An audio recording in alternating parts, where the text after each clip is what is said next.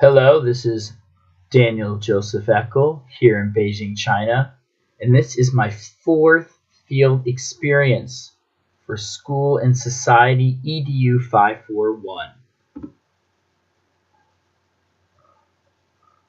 This field-based activity is coming from proposition number 4. Teachers think systematically about their experience and learn from their experience. Trend number 7, expanding globalization impacts knowledge, competition, people, values, ideas, technology, and economy across U.S. borders. For this activity, I will examine the significance that globalization has on a child's ability to compete for future jobs. I will explain how I, as a teacher, will communicate this phenomenon to my students and to prepare them for life in a global knowledge information age. For the outline of this screencast, first I'm going to look on two sources. The first source talks about the impact of globalization on education. The second source is what teachers are doing in their classrooms to prepare students. Number 2, we will listen to and reflect on my interview with Melissa, my field educator. Finally, I will give 3 practices that I will implement in my classroom. I like to title the first source, The Impact. This is coming from the man himself, the one who made globalization, or at least this term, very, very popular. That's right, Thomas L. Friedman. He is the author of The World is Flat. He is going to talk about the impact of globalization on education. Tune in.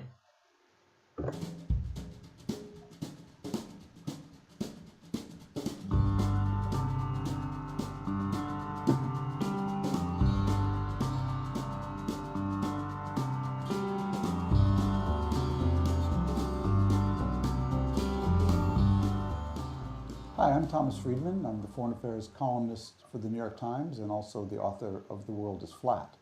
You know, there's no question that this era of globalization has had a profound impact on education and how we think about education, both domestically here in the United States and globally.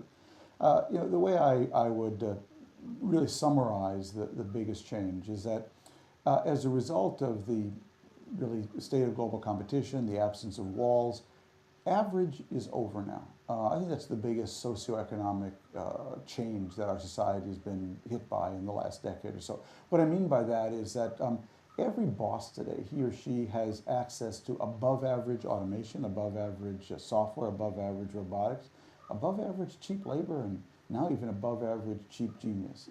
And every middle class job, what that means, is being pulled either up. It requires more skill to have.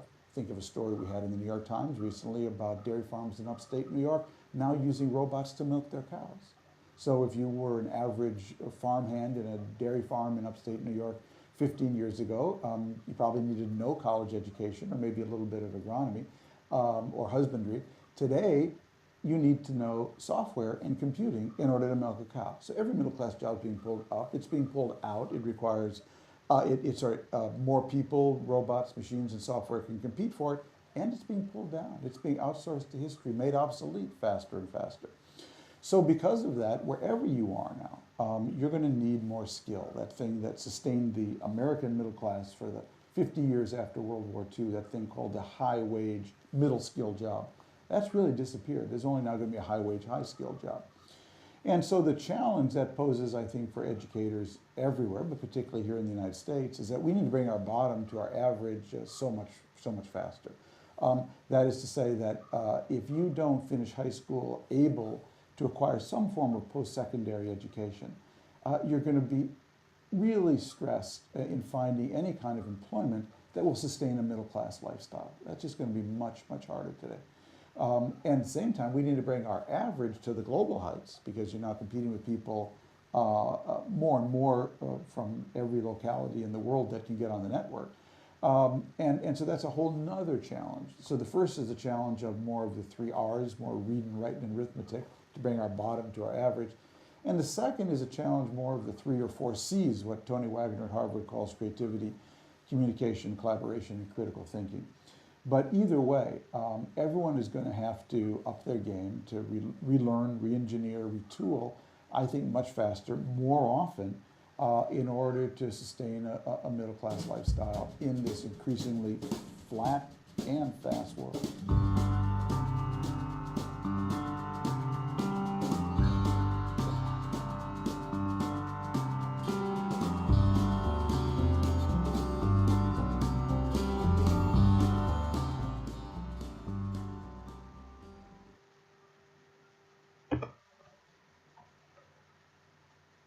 Summing up Thomas L. Friedman's words, he said it in 3. Average is over. Average is over. It's not enough to teach the 3 R's. We need to teach the 4 C's as well. The 3 R's get us to the average, maybe below, and those 4 C's really can propel us into the future. And that is the impact of globalization on education. The walls are down. From within our own homes, we can reach across borders. We can communicate with people from far away. We can learn different cultures. The world is flat. And even education has experienced this. The example he gave with the milking cows is just one simple example of something that used to be very simple, but now it's a complex process and requires computer science, for example, or robotics.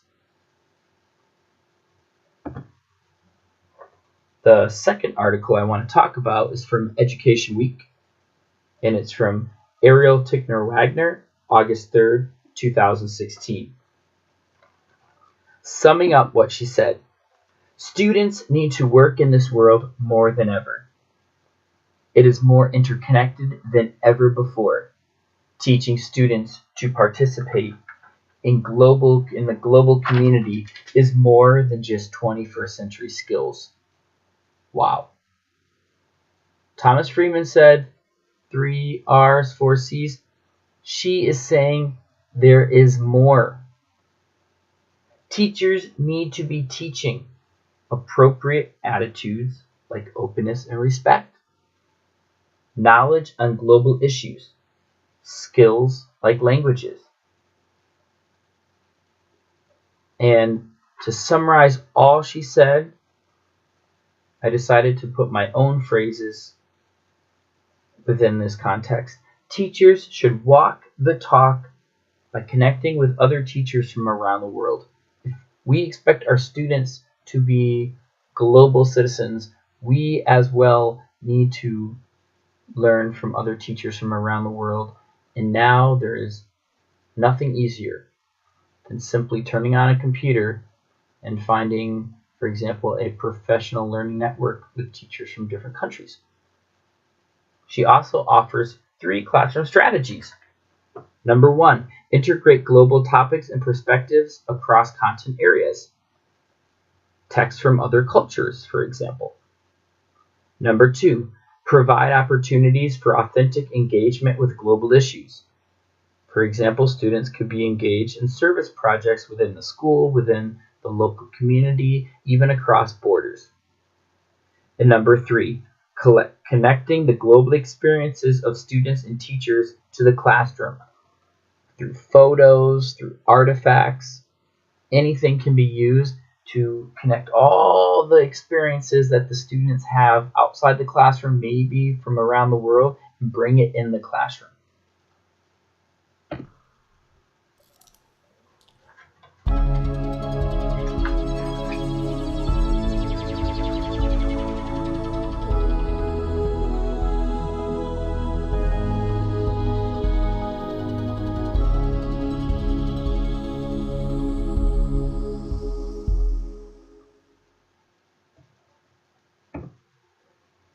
Now we are going to listen to my interview with Melissa, who has been my field educator throughout this 8-week course.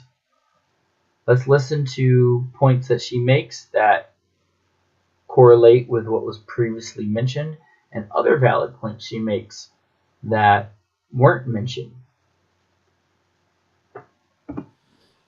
Okay, so welcome back, Melissa, and thank you so much for helping me with my school and society course. Today we're going to talk about future jobs, and I had a few questions for you about future jobs and globalization. And the first question is, how does globalization affect a child's ability to hold a future job? Well, I think that globalization will help students in the future have more dynamic jobs, more international jobs, jobs that allow them to travel more, jobs that allow them to deal with um, people of different cultures, backgrounds, languages, rather than having a job that keeps them in their country. They can have a job that allows them to travel to different countries, speak to different people, work with more powerful people in the world, even as a translator, as a in any company. The more knowledge that you have, the higher up you will go. So I think um, this globalization idea of globalization will help our students get these more valuable jobs that are much more difficult to attain than just the everyday job. Okay, so you're talking about like, would you be talking about globalization, but if you're not able to participate in that, maybe you'd be more in the, unfortunately, or I don't want to say that, but like the service industry, or like the, like what I was thinking in my mind is if you can't have those skills, you're going to be you're going to be stuck in You, a certain type you're of job. limited. You're You're limited to the things that you can do. Yeah. Especially here in China, many of the jobs that you see, IEs and delivery men, and not that there's anything wrong with that, but you want to prepare these kids to go out into the world, not out into China, but out into the world, to be able to travel the world and to be able to network in another country, or become the CEO of their own company. And in order for that to happen, there has to be, yeah, a certain set of skills that are difficult but attainable. What I was thinking, so in my mind, especially with the children we deal with, they're from privileged families, and I feel like they don't have an excuse, as you mentioned before. There's nothing wrong with those type of jobs, but if you're given a lot, you should give a lot. And I didn't know if you had any thoughts on that. Um, I agree. That also, and I think what helps also with these students is that they do get to travel. Many times you see on their vacations, they're going to Thailand, they're going to Korea, they're going to Vietnam, they're going to Japan, they're going to these places.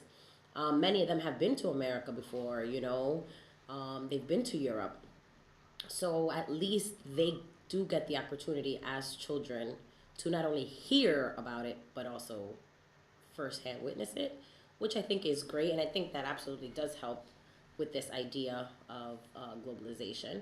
Now, for the students who don't get that opportunity, I mean, I find it a lot more difficult. But if it's being taught in school, um, then I think it'll kind of spark more of an interest in the student's mind, where regardless of their financial situation, if they're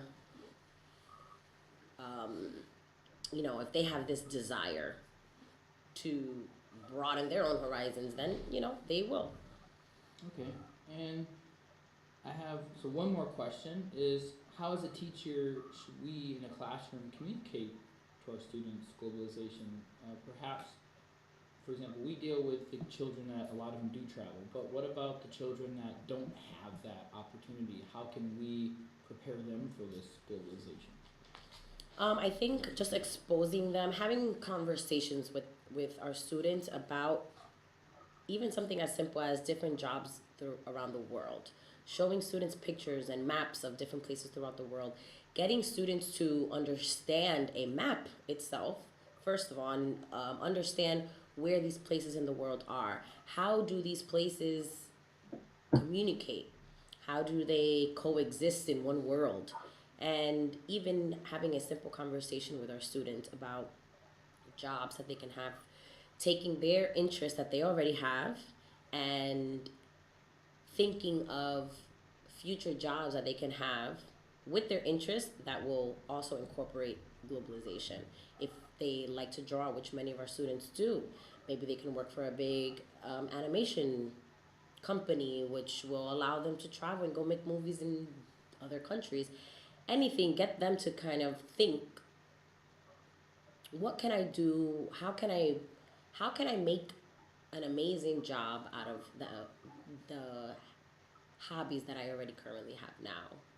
And I think just a simple conversation, constant conversations, in class will help.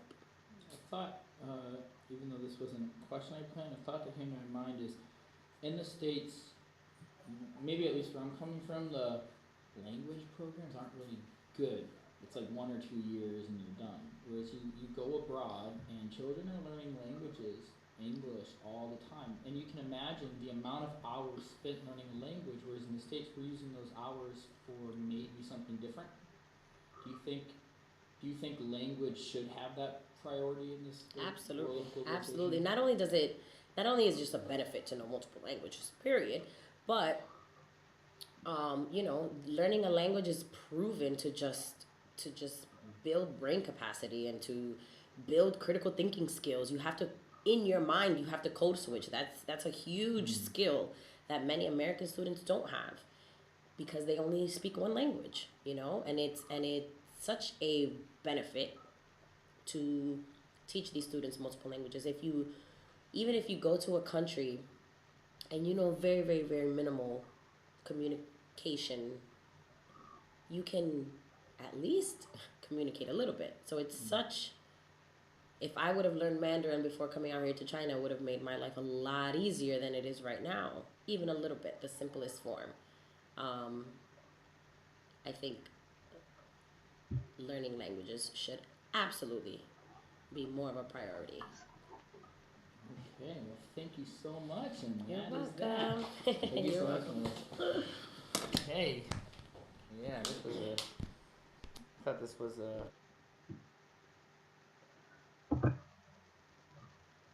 Summarizing Melissa's words into 2 points, I want to say power and interconnectivity.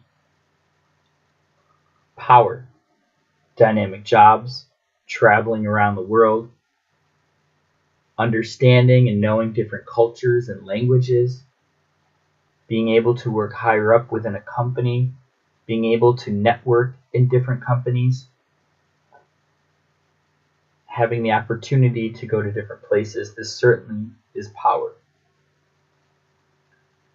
Melissa also talked about exposing students to different jobs, understanding a map, how do these places coexist in the world, thinking of future jobs maybe in these places.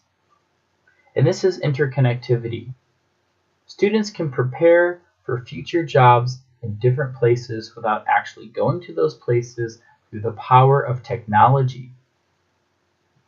The technology, the internet, mobile devices, sending emails, learning how to use social media properly, using different programs that can help them prepare themselves for the future job market.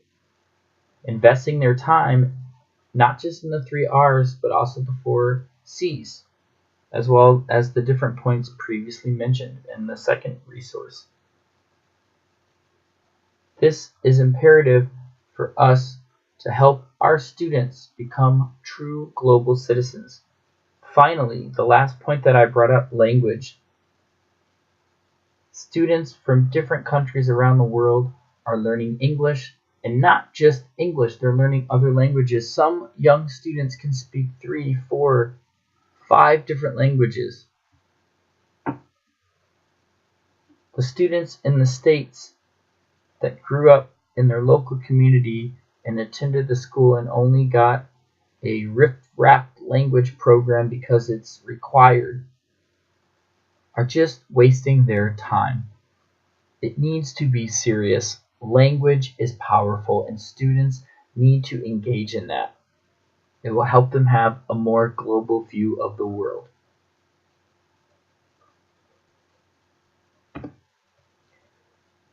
I want to make 3 personal commitments. Some I'm already doing, and some that I definitely need to take to the next level.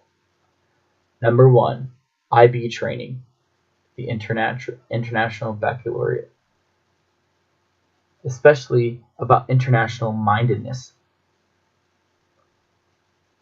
I want to learn more about having a global worldview so that I can help my students have a global worldview. I've been doing this already for the past few weeks, and I want to continue doing it.